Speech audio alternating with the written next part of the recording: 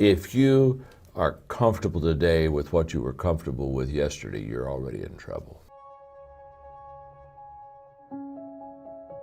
Nobody ever went uphill by accident. You have to be intentional with what you do and who you are. The more valid reasons you have to accomplish a dream, the higher the odds are that you will. The first question is your dream really your dream?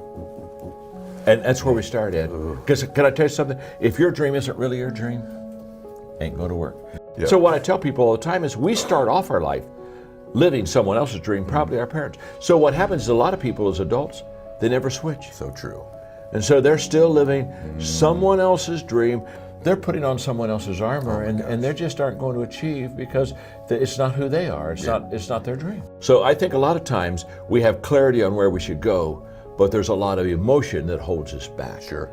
So what I did, and I think this is what will be really, hopefully this will be helpful to you. Whenever you're making a transition that's kind of out of your strength zone, or certainly brand new like this was, I ask a lot of questions and I listened.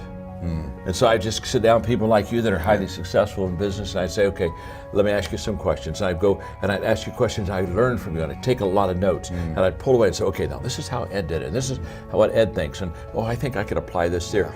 And I spent 3 years humbling myself and being very teachable and saying, I just want to learn, I just want to learn. Because I knew that I had the leadership principles, but principles that are good without application or connection are principles that aren't going to work for anybody.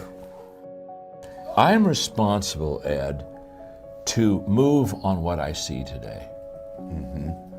There's a whole bunch of people, they're wanting to hold and not move because they don't see 3 days, 5 days, 2 years out, whatever. And what I'm saying is, it's kind of like the lights of a car. If I go to the parking lot at night, turn on the lights and say, oh my gosh, I can't go anywhere, I don't see my house. Well, no. Get in the car and start moving in the direction you're supposed to move in. And guess what? You only get about 300 feet of light. Right. You don't get you don't get 7 miles of light. You don't get to see your house. You got to utilize the light you got so that you can get to where you want to go. And so many people they're uncomfortable with that light because it's not long enough. And what's around the corner? And the whole issue is you don't know what's around the corner until you go around the corner. Oh gosh, that's so good. And so you just so you have to be very comfortable, which I am. You have to be very comfortable with traveling, not having all the answers. So true. But can I tell you something? The only way you get all the answers is to go all the way through. Absolutely. You don't get all the answers on this side. And so if I've got to have it lined up and straight and right, and I feel comfortable with it, then I'll never be the leader. And I really believe this, Ed. I believe a lot of leaders fall short because they're unwilling to take what they know now and act on it. And so therefore, they never get to know what they could know. No matter how gifted you are, no matter how committed you are, if you're out of position, you're not going to be successful. That's why everybody needs to find their sweet spot. What do I really do well? Yes. And on that, there's a point that I really want to make, and that is, I tell people, if you want to be highly successful, you've got to get into what I call the top 5%. Okay. So you got 100 people. You got 100 people here in whatever chosen profession you've got. You've got to be in the top 5. Yes. You got to get there, and you can only get to the top 5 if you're in your sweet spot. You can't get to the top 5 working on weaknesses. You can't get to the top 5 if I'm not in the area of my giftedness. So you got to find out what you're good at, because that'll give you, if you're committed and if you got a good strategy and all this other, you got a good team around you, then that'll allow you to get in that top 5. And once you're in that top 5%, you're in good shape. You're going to do very well. And I tell them, it doesn't matter what your profession is, you got to get in the top 5%, and you can only get in the top 5% if you're in your position, if you're in your sweet spot. Got a question for you. What would your advice be to me about just transforming my life? What would be the step you would take, the thought I should have, the action maybe I should take? If you really want to be transformed, you have to live an intentional life. This is so simple, I don't want you to miss it. Most people don't lead their life, they accept their life. And when you accept your life, you are living on things that are not worthy of your time and effort and energy. The reason I want you to understand that is, to go uphill, you have to be intentional. Nobody ever went uphill by accident. You've never read a book on accidental achievements. You have to be intentional with what you do and who you are.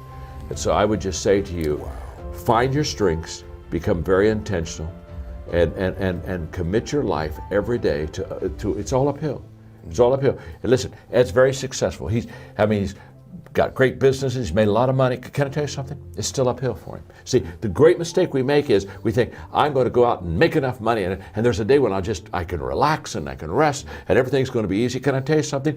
The day that you have that day, one of your children, gets in an accident, problems will never, ever leave you. Issues, obstacles, difficulties, they're always going to surround you. So you never get to that place where you've got it made. You're not supposed to got it made. You're supposed to add value to people, and it's all uphill. Oh my gosh. So the moment I understand that, then what happens is I commit myself to it, and then it becomes a beautiful uphill climbing life. Because one thing that's beautiful about going uphill is the scenery is really good. So you got to be intentional with it. So that's what I would say to them. Be intentional. Start today. And here's the difference. Good intentions are overrated. Gosh. I know so many people, well, I'm going to do that. Yes, I think that's a good idea. I think I'm going to do that. Good intentions are it's the most overrated phrase in the world. You've got to go from good intentions to good actions. Nothing happens until you've got good actions, and you won't have good actions until you're intentional with your life.